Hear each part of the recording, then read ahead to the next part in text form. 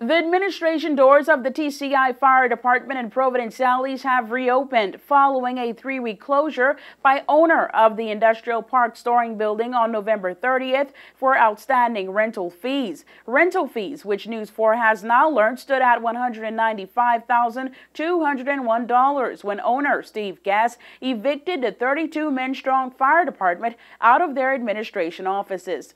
News 4 can confirm that a debt settlement and payment agreement between the Ministry of Finance, the Ministry of Works, and Gas was reached earlier this week, and that TCIG has agreed to pay an initial $50,000 to Gas to be followed by payments of $10,000 every month starting January 2010 to clear up the debt. Gas, who reportedly entered into a binding contract with TCIG in 2003, was renting the 7,500 square meter building initially at just 50 cents a meter. 2 years later, the accommodation fee was raised to just 75 cents per square meter and would later be raised to $1 per square meter.